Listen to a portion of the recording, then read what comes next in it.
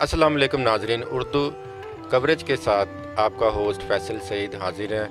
ए बड़े बड़े महलों में रहने वालों, बड़ी बड़ी गाड़ियों में घूमने वालों, कभी किसी गरीब के घर पर भी नज़र डाल लिया करो कि वो किस तरह से ज़िंदगी गुजार रहा है। सब एक मिट्टी से बने हैं और सब ने इसी मिट्टी में जाना है।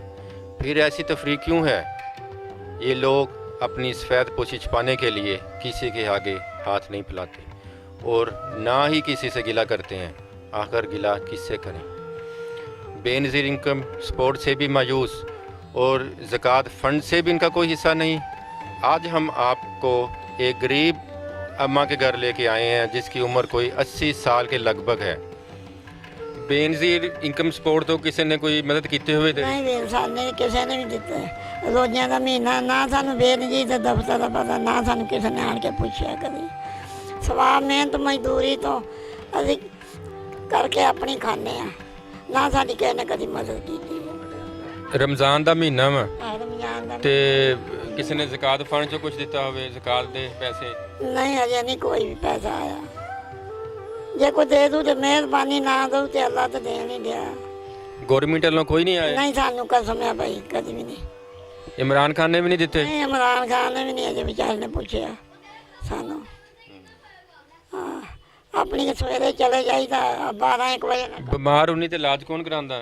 ला जाइदा मैं चुक चक के कराउने अपना भी अपने पौधा भी दाने चुकले को करके लैंदा पूरा मासा। पुत जेड़े दो गरीब है वो भी नहीं दे कोई सकते। एक खोती रेहड़ी चलाउंदा, एक ऊँ बीमार है। इनू की मसला होया? इनू दिल का अटैक होया 2 वारा तो हो गया।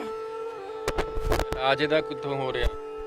इलाज इदा ही आप जाके तो कभी डॉक्टर फैसलाबादों विखा के उन्हें कभी बिहाड़ी तो डॉक्टर तो चेक करोगे ਉਹਦੀਆਂ ਰਿਪੋਰਟਾਂ में चेक वेख ला। ਤੇ ਆ ਜਿਹੜੇ ਗਵਰਨਮੈਂਟ ਦੇ ਹਸਪਤਾਲ ਬਣੇ ਆ ਇਹ ਇਲਾਜ ਨਹੀਂ ਕਰਦੇ?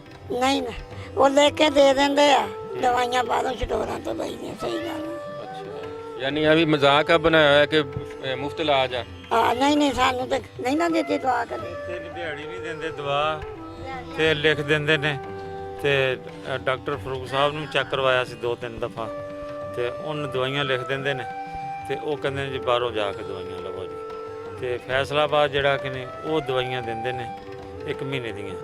ਲੇਕਿਨ ਬੱਸ ਸਟੈਂਡ ਫੈਸਲਾਬਾਦ ਜਾਣ ਵਾਸਤੇ ਕਿਰਾਇਆ ਵੀ ਕੋਲ ਨਹੀਂ ਹੁੰਦਾ ਤੇ ਬੈਠੇ ਹੋਈਦਾ ਵੀ ਕਿੰਨੇ ਚਿਰ ਜਿਹੜਾ कभी मैं पूछा ਰਹਿ ਜਾਂਦੇ ਦਵਾਈ ਤੋਂ।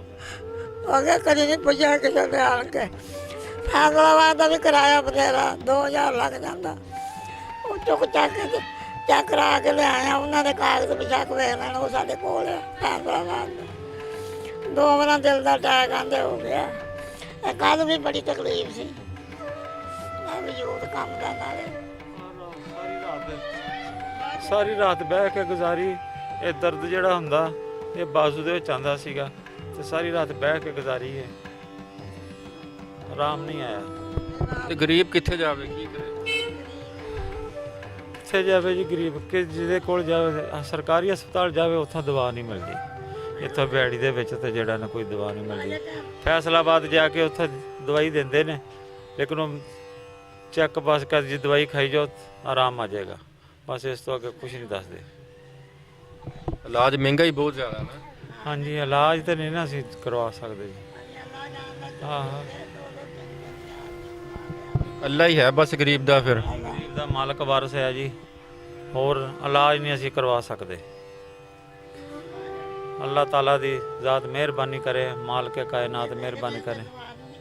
ਹਾਂ ਜੇ ਲਿਖ ਦਿੰਦੇ ਤੇ ਫਿਰ ਬੈਠੇ ਰਹੀਦਾ ਵੀ ਕਦੇ ਕੋਈ ਸਾਨੂੰ ਦਵਾਈ ਦਵੇ ਲੈ ਕੇ, ਕਦੇ ਕੋਈ ਦਵਾਈ ਦਵੇ ਲੈ ਕੇ।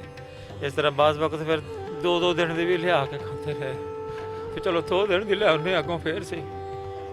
ਅੱਛਾ ਮਾਲਕ ਵਾਰਸ ਆ ਖੈਰ।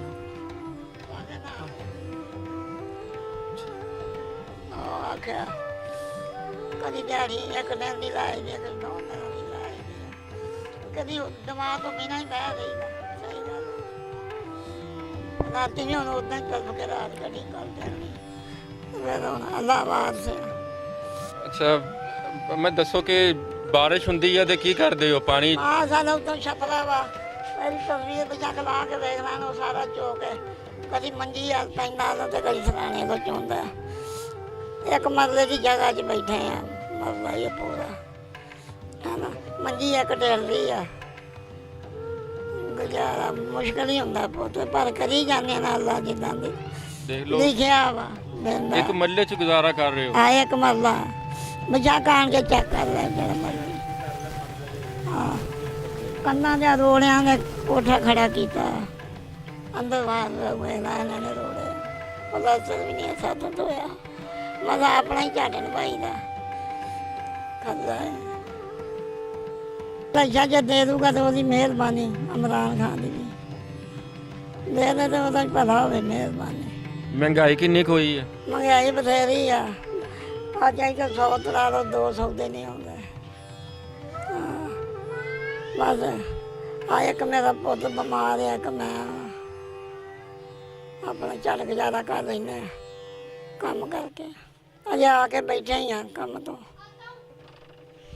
किन्ने बच्चे ਤੁਹਾਡੇ?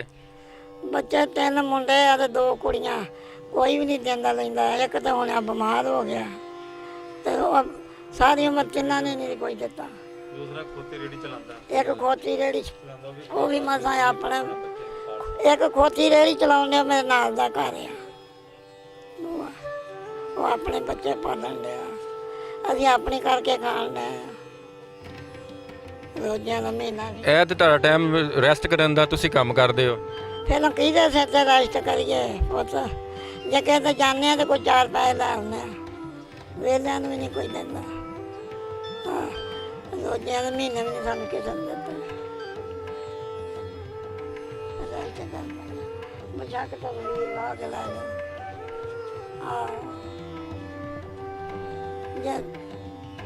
मेहरबानी मदद कर देंगे, मेहरबानी जब मुसीबत। इस वीडियो को बनाने का मकसद ये है कि आप लोगों को बताएं कि इस तरह के लोग भी दुनिया में मौजूद हैं। हमें अपने घर से बाहर निकलना चाहिए, देखना चाहिए कि दूसरों के घर में खाना पका है कि नहीं पका, वो कुछ खा भी रहे हैं या भूखे सो रहे हैं। तो ये हमें हर किसी को चाहिए। अब देखें कि हम मुसलमान होते हुए हमारा ये फ़र्ज़ बनता है कि हम साए का भी हम पूछें और अपने महल्ले का पूछें कि महल्ले में कोई गरीब है या अपने सिटी में जो गरीब हैं। गवर्नमेंट को चाहिए कि पूरे पाकिस्तान को देखे, और बल्कि पाकिस्तान नहीं बल्कि ह्यूमैनिटी के लिहाज से देखा जाए तो पूरी दुनिया में देखें कि जो भी गरीब है उसकी मदद होनी चाहिए। जिसके पास कोई सोर्सेज नहीं है, कोई पैसे नहीं हैं, तो वो उसकी मदद करनी चाहिए। अब देखें कि इनका बेटा जो है ये दिल का मरीज़ है, इलाज नहीं करवा सकता, और साहिब हैसियत लोगों का फ़र्ज़ बनता है कि इन लोगों की, इस तरह के लोगों की मदद करें। और ताकि ज़ाहिर है सब ने मरना है एक दिन, और सब अल्लाह की मखलूक हैं, कोई अमीर नहीं है, कोई गरीब नहीं है, सब बराबर है। मुझे उम्मीद है कि आप लोग मेरा मैसेज समझ चुके होंगे और इस पे अमल करेंगे इंशाल्लाह। हमारी वीडियो को ज़्यादा से ज़्यादा शेयर करें ताकि ये मैसेज हर किसी तक पहुंच जाए।